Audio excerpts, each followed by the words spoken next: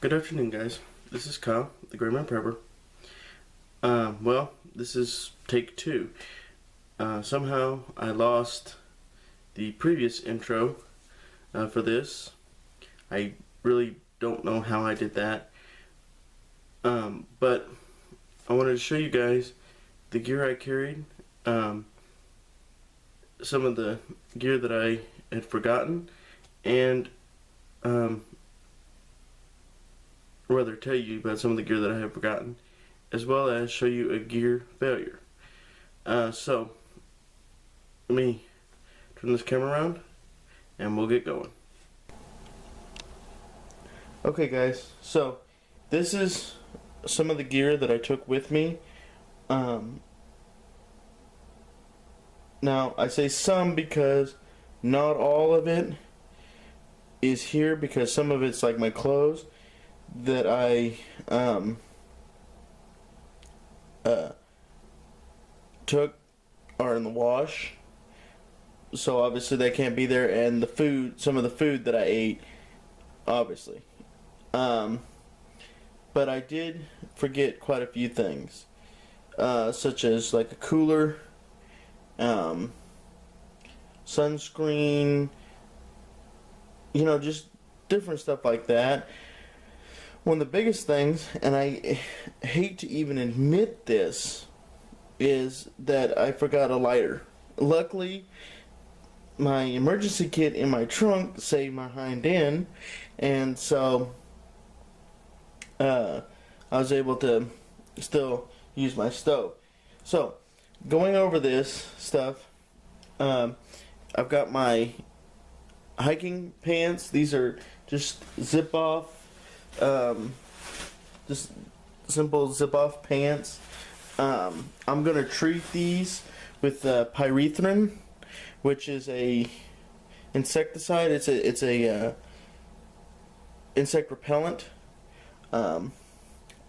There's a company by Sawyer that makes these, and some of my friends recommend using that. Of course, my hat. This has got UV protection in it. My rain cover for my pack I didn't use. My pack, this held up beautifully. This is my second trip I've taken it on, and it performed flawlessly. The other thing that kind of saved me was this shirt, which is a Columbia performance fishing gear shirt. This thing came in handy when the nights got a little cooler. Doesn't really keep you warm, but it kind of kept the sun off me after the fact, after the sunburn, and also kind of kept me warm on the cooler nights. And then of course my soft shell here. This I did use because some of the mornings got kind of cold, and it definitely helped because this is fleece lined, so it definitely kept it warm. My rain jacket I didn't use because it never rained. Matter of fact, it got up into the 80s, which I wasn't actually planning for. So that's Kansas weather. What can I say? I did use the Band-Aids in my medical kit. These Band-Aids have Neosporin on the pad, which those are great because then you don't have to worry about carrying Neosporin. Another one of my favorites was my Anchor. Let's see, it's the 13,400 mAh. This charged my phone about 5 times. I mean, not all. I didn't charge it all the way to the top, but it never got. I never let it get down completely dry. So, but it charged it from about 45% all the way to full at least 3 times, and then topped it off the other 2 times. So, and then the other favorite thing that I took was this new tripod. A lot of the videos I shot where I was sitting down, this is what I was using. This is just a simple $20 bendy tripod, and it worked great. Now, this is the headlamp that I used. This is the one that I reviewed before I left. I wasn't going to take it, but I decided to, and I'm very glad I did, because it worked perfectly. Of course, I've got my thermarest and my microlight Terrain 45-degree sleeping bag, which that kept me plenty warm. Let me pause this and move this over. Of course, I took my Canon bag with my Canon Rebel and this camera that you're watching this on, which is my Samsung. And these have become my new best friend. These are just Sea to Summit little folding cups, but they've got markings on the inside, which made them great as measuring cups. They weigh nothing and they fold flat, so they were a lifesaver. Of course, gotta have Purell. My Work Sharp, and then of course my titanium spork. Now I scaled down my toilet article kit to just my toothbrushes, deodorant, toothpaste, and little camp towels. Of course, I got my med pouch, my portable aqua, spare batteries. Luckily, I did not need my beanie, because like I said, it kind of got warm, so I didn't really need it at night. This is what I use to attach it to my windshield so I can use my phone as a navigation. And then of course I've still got one skivvy roll left. And I did not use all of my meals because, like I said, it was hot. You didn't really want to fix meals when it's that hot, so we just really sort of snacked on different things.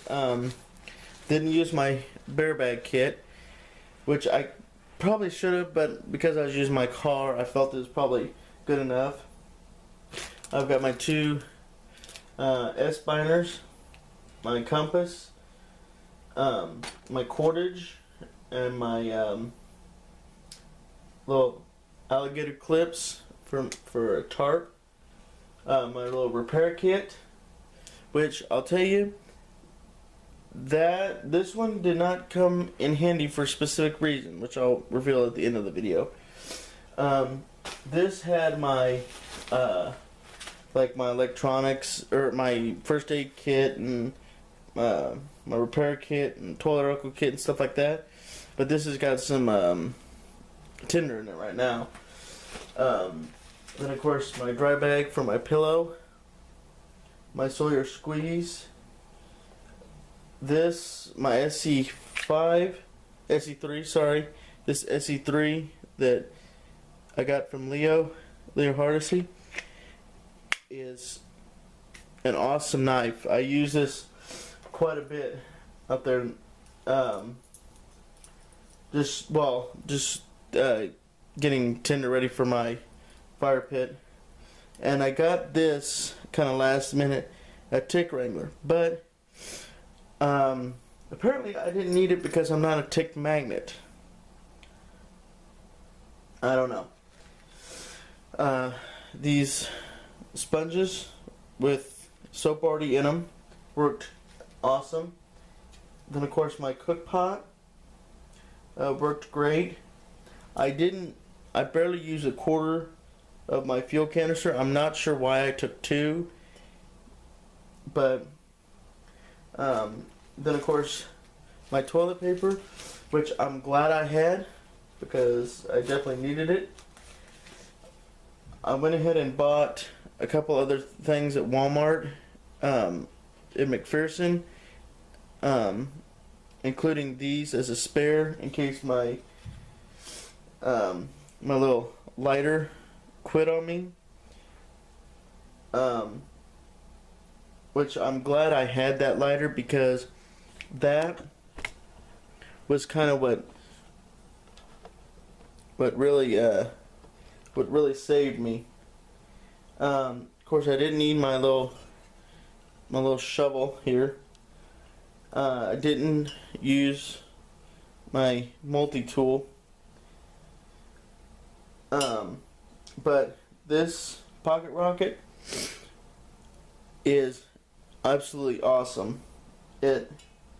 I've used it several times already besides what I did on this trip, and it was awesome. Now these Luci lights, let me tell you, if you get a chance to buy them, get them, because these really work great. And I had a perfect spot where I was nice and open, so I just let them charge all day and they were ready to go for the nighttime. I didn't read as much as I had hoped I would, but I brought it just in case. And then of course my bandana and my Nalgene bottle, which really helped out. That I used most of the time. And then of course obviously my cell phone and charger. The other thing I got at Walmart is what this is setting on, which let me kind of pan over here to a open spot here, and that's this I want to say it's micro fleece. I'm not sure what it is made out of, but it is an absolutely incredible blanket. It kept me more than warm. I had one night where I had the rain fly open, and it kept me this plus these two kept me more than warm. So let me turn this camera around and I'll show you why the tent is not in here. Okay guys, so this is why the tent was not part of that loadout. For the most part, this tent did great. It was a little smaller than I liked. I don't know if I mentioned it, but this is the first time I've really taken out in the field. I had only once before put it up, and that was in the backyard. Because I always like to know how my tents and gear work, so when I do go out in the field, I'm familiar with it. But this pole broke right where this is mostly taped. Now I should have put a twig in here and splinted it, and it might have been okay, but I didn't think about it. And it wouldn't have been so bad if it ripped right through this membrane here, which is a pretty thin membrane to begin with, but it just ripped right through, and so this just basically stuck out like this the whole time, which kind of compromised the tent.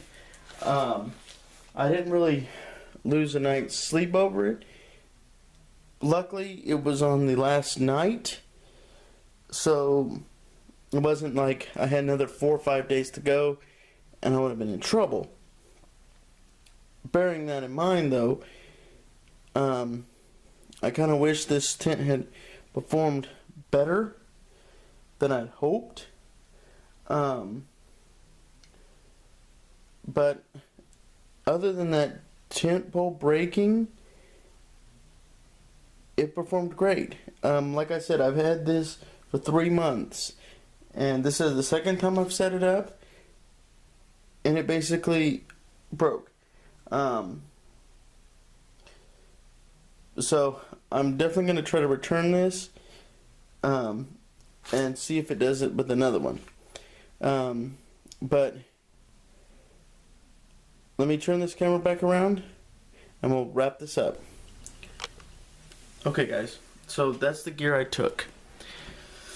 All the gear that I did take performed flawlessly. I wish the tent hadn't failed, but that's what experience is. That's why we test gear. That's why we go out, because we love doing this.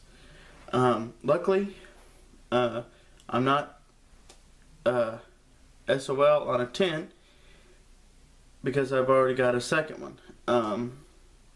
And luckily it's not much heavier than the one that I took out. So that's always a positive. I always have a redundancy. So like I said, that's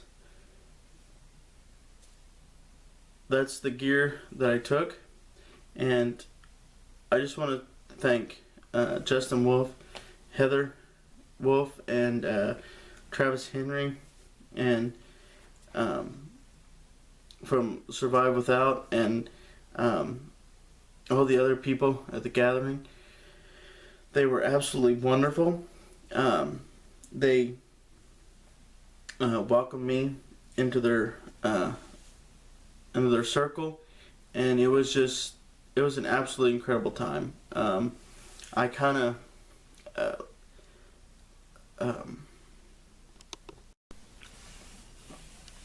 of wished I was kind of glad to get home, but also I didn't want it to end. Honestly, I would have been happy to go up for another 3 days. I mean, it was just absolutely incredible. I look forward to next year, and I hope that I'll be able to do it next year. And next year, though, I will be more prepared. But like I said, I want to thank you guys for watching, and I want to thank you guys for supporting me. We just hit 150, so I'll be doing the giveaway pretty soon. Be sure to like, share, subscribe. Check out Travis's channel, Survive Without. It's an awesome channel. He does a lot of trips and a lot of primitive stuff, and he's a great guy. Be sure to share this video with your family and friends, and be sure to check out Justin Wolfe also. He makes some amazing gear. This is Grandma Pepper. Until next time, I'll catch you guys on the flip side.